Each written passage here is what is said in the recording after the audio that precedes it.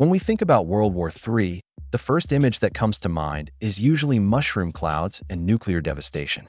It's become almost impossible to separate the idea of a third world war from nuclear annihilation. But here's a question that might seem counterintuitive. Could World War III actually happen without anyone pressing the nuclear button? And perhaps more importantly, would the world's major powers even want to use nuclear weapons if such a conflict broke out? Today, we're diving deep into one of the most critical questions of our time. We'll explore the mechanisms that might prevent nuclear use, the new forms of warfare that could dominate a major conflict, and whether humanity has actually learned enough from history to fight differently this time. Let's start with a fundamental truth. Nuclear weapons exist precisely to never be used. This isn't just wishful thinking. It's the entire strategic logic behind nuclear deterrence. The concept of mutually assured destruction, or MAD, has kept the nuclear peace for nearly 80 years. It's a dark bargain, but it's worked. Here's what makes this paradox so powerful. Any nation that launches a nuclear-first strike knows with absolute certainty that it will be destroyed in return. There's no winning a nuclear war, only varying degrees of losing. The United States and Russia each possess enough warheads to effectively end modern civilization. China, France, the United Kingdom, and other nuclear powers maintain arsenals specifically calibrated to ensure that any attacker would pay an unacceptable price. But deterrence only works if decision-makers remain rational. And that's where things get complicated. Throughout the Cold War, we came closer to nuclear war than most people realize. The Cuban Missile Crisis, the 1983 Soviet nuclear false alarm incident, and numerous other near misses remind us that human judgment under pressure is fallible. Computer systems malfunction. Intelligence can be misinterpreted. Accidents happen. Yet here we are, decades later, and nuclear weapons have not been used in conflict since 1945. This track record suggests something important. The taboo against nuclear use has become deeply embedded in military and political culture worldwide. Even in moments of extreme crisis, leaders have stepped back from the brink. So how might a major conflict between great powers actually start without going nuclear? History and current geopolitical tensions offer several plausible scenarios. The most likely pathway involves what strategists call escalation ladders. A conflict wouldn't begin as World War III. It would start as something smaller that spirals out of control. Imagine a crisis over Taiwan that leads to a limited naval engagement between the United States and China, or a confrontation in the Baltics that draws NATO into conflict with Russia. These flashpoints exist right now, simmering beneath the surface of international relations. The key to keeping such conflicts non-nuclear lies in both sides maintaining what military planners call escalation dominance at the conventional level. In simpler terms, if countries believe they can achieve their objectives through conventional military means, the pressure to use nuclear weapons decreases dramatically. Modern militaries have developed capabilities that would have seemed like science fiction just decades ago, giving commanders options between surrender and nuclear holocaust. Another crucial factor is the desire to avoid total societal destruction. Political leaders, even authoritarian ones, generally want to preserve their nations, their power structures, and their populations. A nuclear exchange offers none of these outcomes. By contrast, even a devastating conventional war leaves the possibility of eventual recovery and reconstruction. Economic interdependence also plays a role that's often underestimated. The global economy is far more interconnected than it was during the Cold War. Major powers have trillions of dollars invested in each other's economies. While this hasn't prevented all conflicts, it does create powerful incentives to keep any war limited in scope and duration. If World War III were to occur without nuclear weapons, it would look radically different from the conflicts of the 20th century. We're already seeing the contours of this new warfare in current conflicts around the world. Cyber warfare would likely form the opening salvos of any major conflict. Imagine waking up to find that your nation's power grid has been disabled, financial systems are frozen, and communication networks are down. This isn't science fiction. It's within the current capabilities of several nations. China, Russia, the United States, and other powers have developed extensive cyber warfare capabilities designed to cripple an adversary's infrastructure without firing a single bullet. The advantage of cyber attacks is their deniability and the lack of immediate physical destruction that might trigger nuclear retaliation. Space has become another critical domain. Modern militaries rely heavily on satellites for communication, navigation, intelligence gathering, and targeting. Anti-satellite weapons could blind an adversary, forcing them to fight with severe disadvantages. Both China and Russia have demonstrated anti-satellite capabilities, and the United States has been developing defensive and offensive space systems. A conflict that disabled GPS satellites would immediately affect everything from precision-guided munitions to commercial aviation and financial transactions. Drone warfare represents perhaps the most visible revolution in military affairs. We've seen in Ukraine how relatively inexpensive drones can challenge traditional military hardware.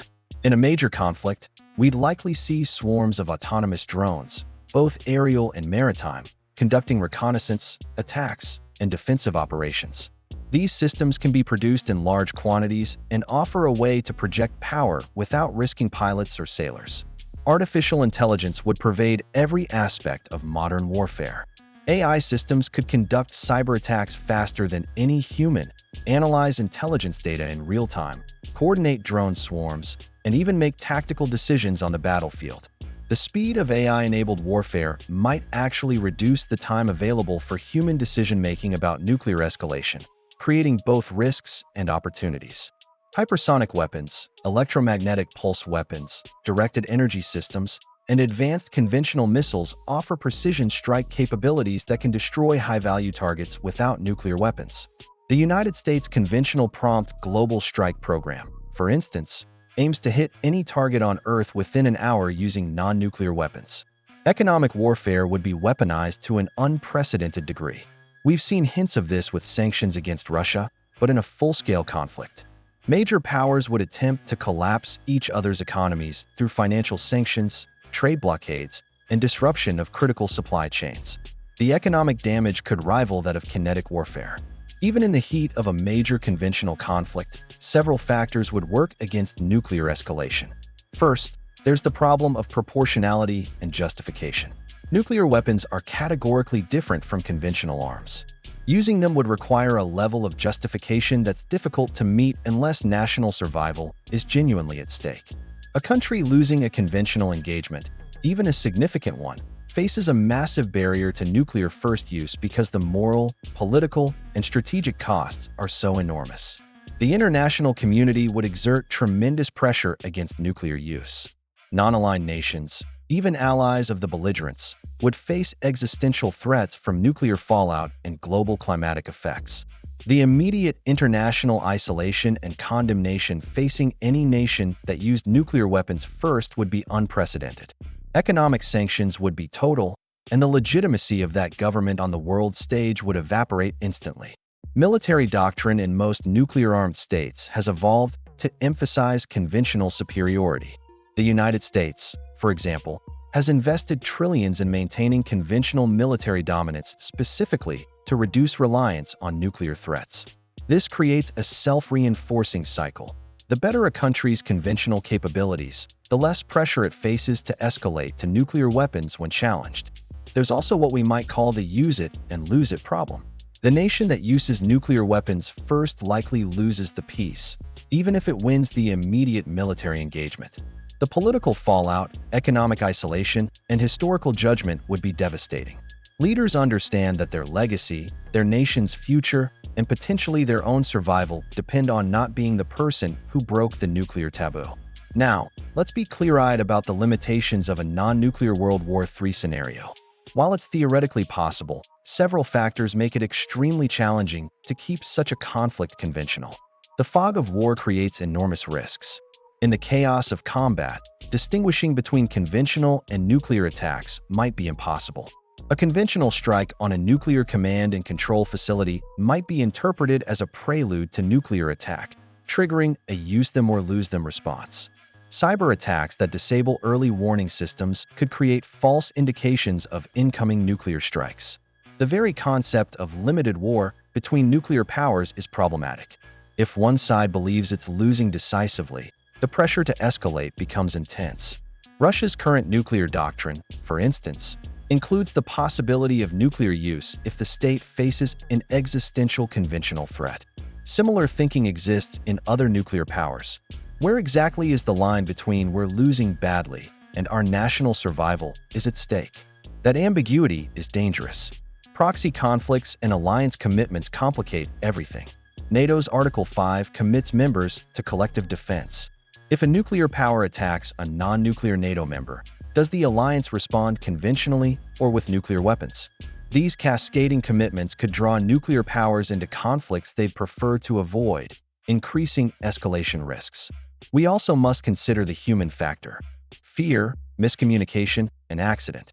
Under the stress of war, decision-makers operate with incomplete information, facing time pressures and surrounded by uncertainty. The very systems designed to prevent unauthorized nuclear use could malfunction. A single submarine commander, a malfunctioning early warning system, or a miscommunicated order could trigger catastrophe. History offers both encouraging and cautionary lessons. During the Cold War, the United States and Soviet Union engaged in numerous proxy conflicts, from Korea to Vietnam to Afghanistan, without direct nuclear exchange. They learned to establish boundaries, communication channels, and tacit rules of engagement that prevented escalation. The Soviet Union collapsed without a single nuclear weapon being fired in anger. This massive geopolitical shift, which ended the Cold War, occurred through economic pressure, internal contradictions, and political change rather than military confrontation. It demonstrated that even seemingly existential struggles between nuclear powers could resolve without nuclear war. More recently, nuclear-armed nations have engaged in limited conflicts with each other without escalation. India and Pakistan, both nuclear powers, fought the Kargil War in 1999 with conventional forces only. Their restraint, despite intense nationalism and historical enmity, suggests that even regional nuclear powers understand the necessity of keeping conflicts below the nuclear threshold. The ongoing war in Ukraine presents another data point. Despite Russia's nuclear threats and Ukraine's Western support, the conflict has remained conventional for nearly 3 years. NATO has calibrated its assistance to Ukraine carefully, providing enough support to prevent Ukrainian defeat but stopping short of actions that might provoke Russian nuclear escalation. This delicate balancing act shows sophisticated understanding of escalation management. So, is World War III without nuclear weapons possible? The answer is yes, but with significant caveats. The mechanisms exist to fight a major conventional conflict between great powers. Modern military technology offers numerous ways to wage war effectively without resorting to nuclear weapons. The deterrent value of nuclear arsenals, combined with the catastrophic consequences of nuclear use, creates powerful incentives to keep conflicts conventional. International pressure, economic interdependence, and the desire for post-war survival all push toward restraint. However, the risks of escalation remain ever present. The same technologies that enable conventional warfare, like cyber attacks and anti-satellite weapons, could trigger miscalculation. The fog of war, human error, and the desperation of losing would constantly threaten to push a conventional conflict across the nuclear threshold. Perhaps the most important factor is simply this: nuclear weapons have created a shared understanding among world leaders that total war between major powers cannot be won. This knowledge, purchased through the horrors of Hiroshima and Nagasaki and reinforced through decades of Cold War near misses, represents humanity's most important learning from the 20th century. The real question isn't whether World War III could occur without nuclear weapons. It's whether world leaders will continue to remember why nuclear weapons must never be used, and whether they'll maintain the wisdom to resolve conflicts before they reach the point where such terrible choices must be made. The possibility of a non-nuclear World War III exists, but it requires constant vigilance, sophisticated diplomacy, and leaders who understand that some thresholds, once crossed, can never be uncrossed. Our survival may depend on maintaining that understanding for generations to come.